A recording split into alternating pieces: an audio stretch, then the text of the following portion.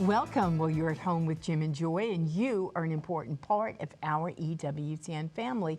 And we are delighted that you have welcomed us into your home.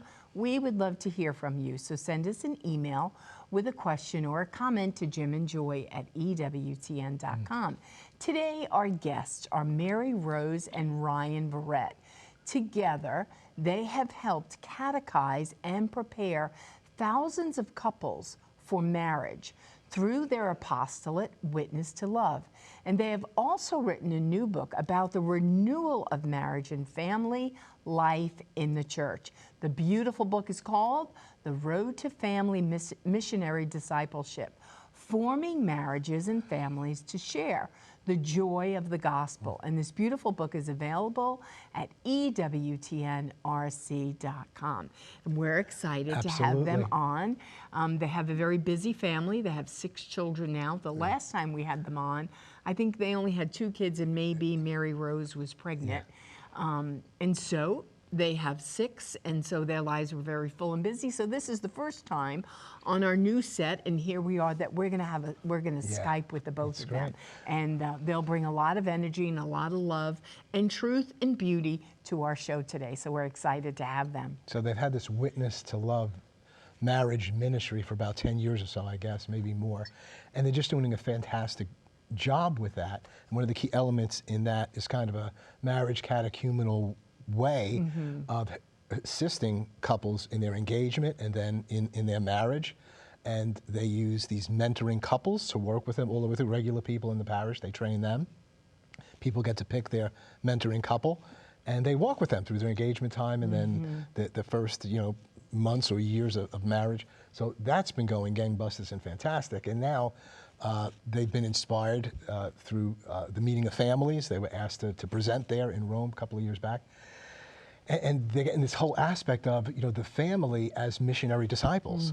The family, not just individuals as missionary disciples, but how does the life, the marriage, the family, all of its greatness, your marriage and family, all the warts and whatever else is there, somehow, somewhere, the reality of Christ's love for the church in your family, how is that presenting the face of Christ to others?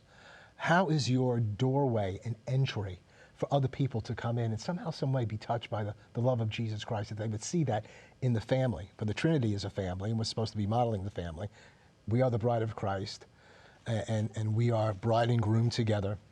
How is that manifesting itself? So just when they've bitten off a big bite, now they've got this whole other area, and it's just great. So they're going to come and share with us all about that. And we are excited to have them. So we're going to take a break, and we'll be right back. You're at home with Jim and Joy.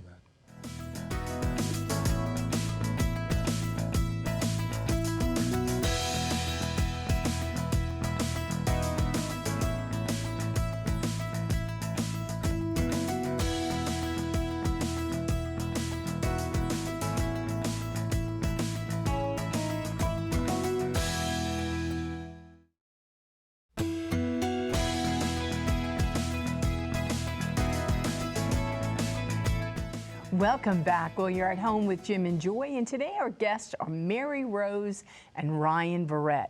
Together, they have helped catechize and prepare thousands of couples for marriage through their apostolate, Witness to Love. And they've also written a new book about the renewal of marriage and family life in the church. The new book is called The Road to Family Missionary Discipleship, Forming Marriages and Families to Share the Joy of the Gospel. And this beautiful book is available at ewtnrc.com. Well, Mary, Rose, and Ryan, we're so excited to have the both of you.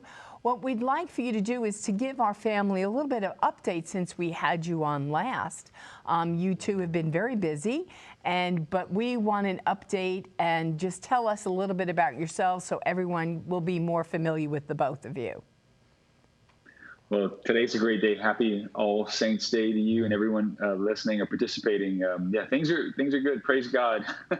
When you have 6 little children, ages almost 14 to 10 months, there's many opportunities for service and being ready and prepared. But it's been a blessing. Mary and I have been married for over 14 years now, and so it's a wonderful, abundant life for sure. Very John 10:10-ish.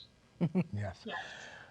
Well, it was amazing just to hear the introduction and thousands of couples that you've kind of walked with, and your mentoring couples have walked with, and it's such a desperate need in the church to take seriously the sacrament of holy matrimony, and not just give people a couple of classes or whatever, and then go on your merry way and so on. But your dedication, your commitment to really accompanying these people, you and your mentoring couples. So I've got that aspect of it, Joy, and I have that and what you're doing. And then we're seeing in this book now that you're really focusing upon not only strengthening that marriage, walking with people through it, but really the family addressing the fact of they need to be an evangelistic community. So this is like another element, and it's a very important element. It will also enrich their marriages and their sacramental life and their kids.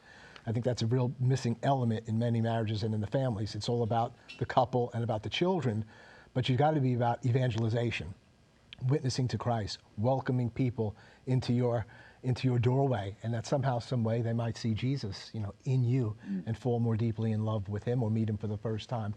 But share with us, this is kind of a prelude. We'll have you back for All Souls Day tomorrow. But share with us about your visit to Rome, the meeting of families. I think it was like 2022 or so. Just share with us a little bit about what is that gathering of the families like that you went to present. How did that happen? What did you present? So just take us away, because that influenced you're doing this other dimension of being evangelistic disciples, missionary disciples in the home. We had really spent the past 7 years since our first book came out, which we had discussed on y'all's show before, and the past 7 years, we've really just been discerning. Families are on fire that we've been working with, over 20,000 engaged couples that we've worked with, and we just see that they really want to not keep their light hidden under a bushel basket. So we had this in mind, what can we do more for these married couples? And we had started writing some things down, and it wasn't really all gelled or coming together yet. And when we were invited to the World Meeting of Families, it was definitely a shock and a miracle, and we were just so excited. We had never been to the World Meeting of Families before. And when we received the invitation, we were really kind of just in shock. We didn't know what to do with it. And right when we found out that we were invited to the World Meeting of Families, like 2 days later, we also found out we were expecting our sixth child.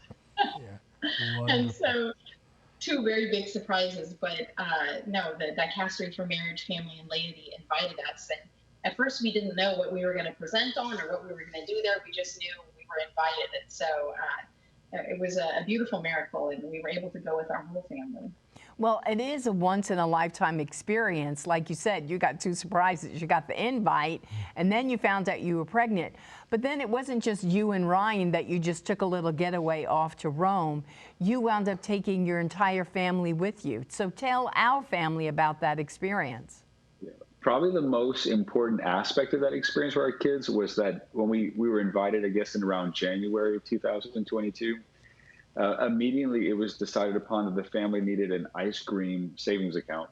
And so, believe it or not, our kids, my family has a hardware store out in the country here in South Louisiana, and my kids on several weekends, probably 8 or 9 weekends, sold lemonade. So we had a special ice cream fund. In fact, we have to have a little bit of a shout out to Bishop Hine in Madison, Wisconsin, because we treated him for ice cream one night. Well, I think the kids treated him, but in addition to all the gelato we ate all over Rome, just being there as a family, I think one of the most beautiful aspects of it is when all of us on several occasions were able to go and kneel at the tomb of St. John Paul II, which I know for many of us, particularly in the United States, he was seen as such a father of faith and a gift. And I think what's beautiful about that is that as we were there were so many people, there were so many young people constantly kneeling there praying. So it was a great gift, but not to mention obviously being there, the invitation and to participate in the vision of Pope Francis, and to share the gift of the family and being parenting in this moment of Christianity and the church. Well, you practice a great virtue of courage in believing that we're going to go do this. And then, bless you, Mary Rose, you were pregnant. So traveling and being pregnant, that's like no fun either. And so when we come back, we're going to go to a quick break. But when we come back, we want to hear more of this beautiful time that you took your family, went to Rome, and then you were speaking at the World Meeting of Families. We're going to take a short break, and then we'll be right back.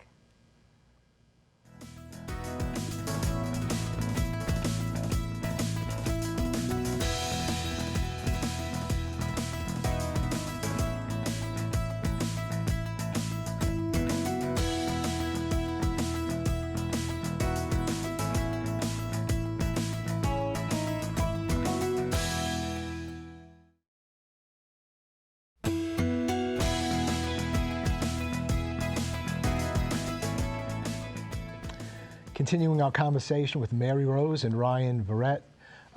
Together they've helped catechize and prepare thousands of couples for marriage through their apostolate, Witness to Love. They have also written a new book about the renewal of marriage and family life in the church. The Road to Family, Missionary Discipleship, forming marriages and families to share the joy of the gospel. Go to ewtnrc.com. Get this incredible book. And so when we were talking earlier, you were speaking about the World Meeting of Families, and you said that you made a presentation there.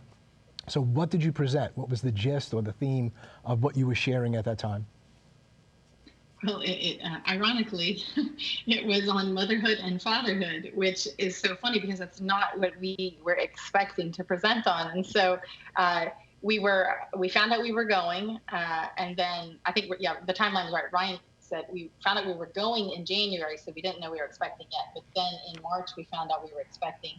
And 24 hours later, the Vatican, the Vicastery said, oh, and by the way, your topic is motherhood and fatherhood. Okay. Well, you should be able to handle that, yeah.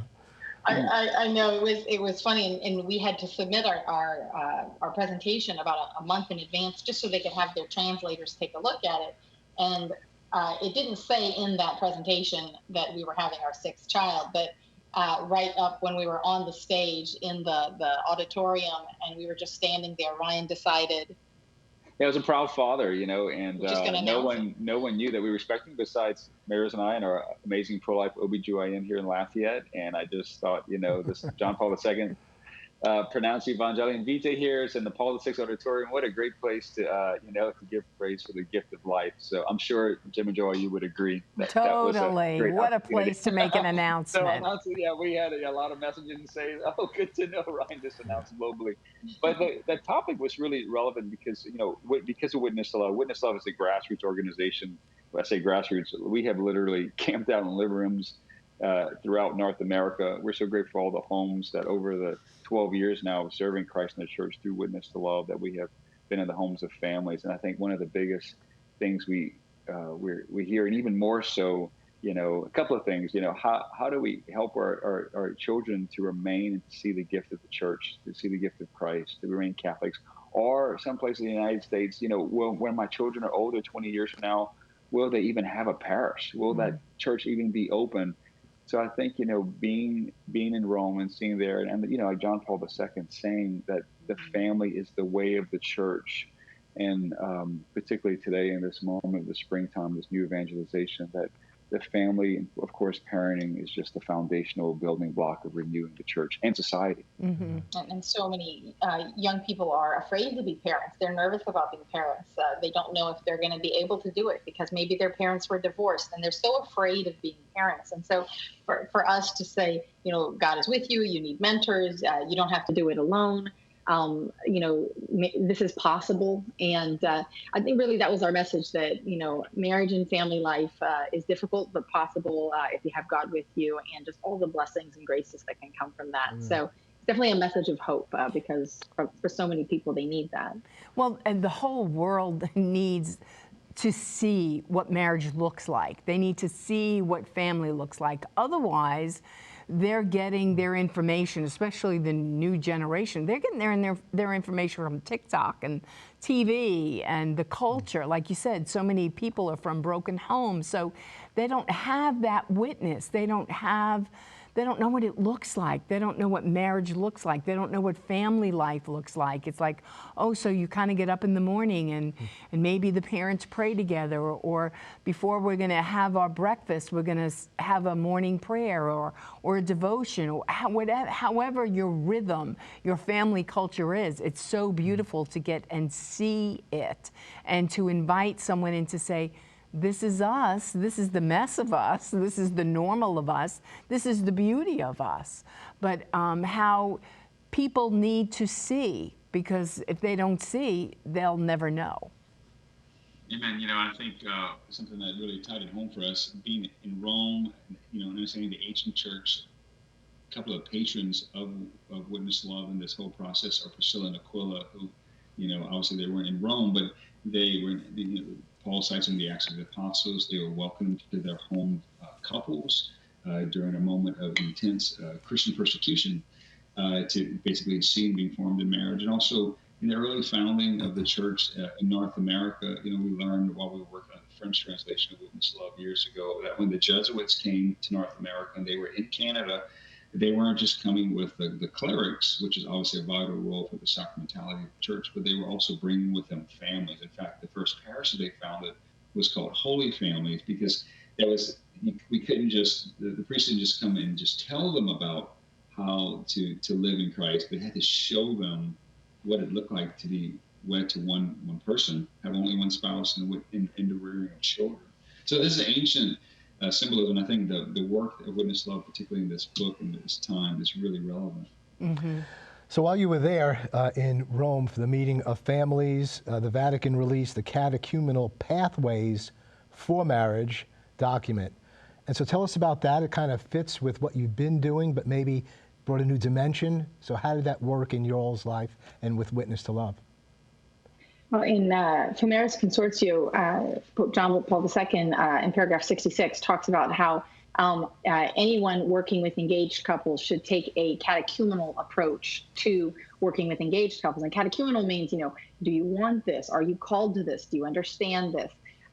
Is somebody going to walk with you? And so while we were in Rome, we really understood that finally, at last, the church was releasing this document while we were there, and that the entire church, not just one church or one diocese or one Episcopal conference, but the entire Catholic Church in the entire world was being called to embrace this catechumenal model for marriage preparation that John Paul II called for, and that Pope Francis really brought to the forefront and said, no, we need to do this. This is important.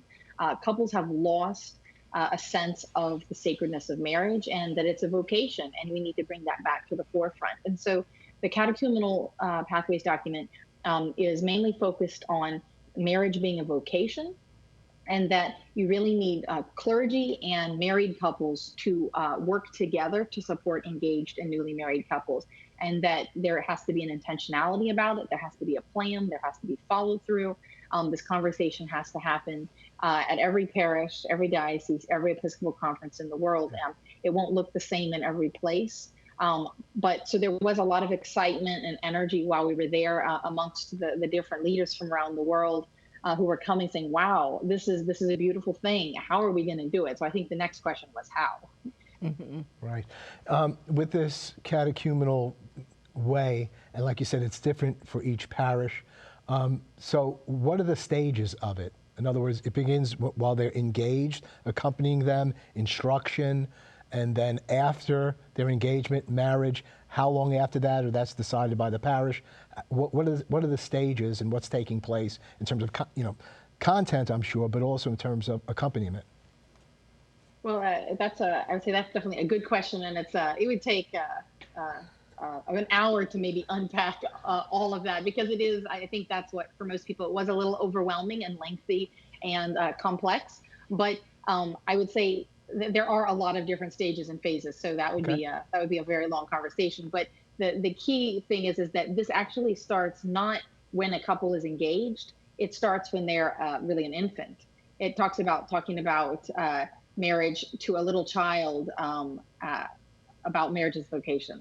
In grade school, high school, a catechumenal model basically says the focus isn't just on this person right before the wedding day. Right. It's on the person as they discern their vocation. What does it mean? What is God calling them to? How are they going to live that out? And then with whom are they going to live that out? So it's really calling for that vocational discernment before engagement, before even dating, which is I think when a lot of people read the document, they get a little taken aback when they see the length. But if we've actually been preparing someone from childhood that marriage is a vocation, the whole thing makes sense. And so it won't be accomplished overnight, but I think the more that families understand that, they need to be missionary, that vocation is like the focus and bringing people to Jesus, it'll be a lot easier to talk about what does marriage preparation look like. So I think that's where a lot of people are stuck right now, is how do we overlay this on what we're doing? And there's no way to overlay it. You have to really blow it up and start over, because this model doesn't fit into the one-day course or the few nights or the sort of quick fix way we've been walking with couples, because that quick fix model really presumes that these couples want a vocation, understand a sacrament, they've done all the homework, they've come from a great family that's prepared them for this. But the reality is marriage is so broken in today's world, and we really have to start much further back. Yeah, well, you articulated that very well, and you could see how enormous of a task it is, especially when people come from so much brokenness. Like you said, do we assume that they've been nurtured in this way all their lives? We used to pray with our children every night. We would pray for their spouses. They were growing in this environment, and so like you have to blow it up and recreate it just to say this is how this is going to work. But when people come into the marriage and they are broken and they are wounded, they have to have hope. Like you said, people are afraid of the word commitment. People are afraid of the word sacrifice. It's kind of like, what's it going to cost me? It's like, well, wait a minute. We're madly in love with Jesus, aren't we? It cost him everything. So this is going to cost you. And we would tell couples, if you're not ready to give up your life, don't get married. Because you give up your life, right? And then when you have children, you give up the other half of your life and you are left with no life. And that's the point, that you have no life, that your life is all about Jesus and you're in total gift to the other and to your children. But the church has to tell this, and only the church can tell this. We just have about 2 minutes left. What did this mean? What has it meant? This, pathways that was released at that time for Witness to Love. I mean, you've already had kind of a model here. How are you implementing this? I think when Witness to Love started, we were confident in our hearts that this was a really effective approach to marriage catechumenate within our own community. But I think overall, this really was a boost, a kind of an assurance to us to know that the church really does need to challenge the status quo. Mm-hmm. Particularly in the Western Hemisphere. We see the status quo of how marriage formation and marriage prep has been done needs to be really evaluated. In 1970, there were almost 500,000 Catholic sacramental weddings in the United States. Last year, that number was recorded at around 97,000. Yeah. So it can't be business as usual when it comes to the preparation of the most important thing in a young Catholic family's life. Another important thing is that when we returned from the World Meeting of Families and we came back to the United States with kind of all of our enthusiasm about the catechumenal pathways and all this, we kind of hit a brick wall. And in the United States, everybody just was like, we don't understand it. We didn't read it. We didn't hear about it. What are you talking about? It can't be done. And we were oh no, we have got to figure this out. And so a few people came to us and said, you've been doing this for over 10 years. You've been talking about a catechumenate for marriage since the beginning. You're the ones to help bring this together. So we worked with the Scanlon Foundation and the U.S. Conference of Catholic Bishops, the Archdiocese of Galveston-Houston, and University of St. Thomas to bring together basically a summit for all of North America to talk about how do we do the marriage catechism. We're going to have to stop at this point. Thank God we have you on for tomorrow, because we're just beginning to unpack this more fully and how you've implemented it. So we'll do that again tomorrow. God bless you, and God bless all of your loved ones. Keep it on EWTN. Bye now.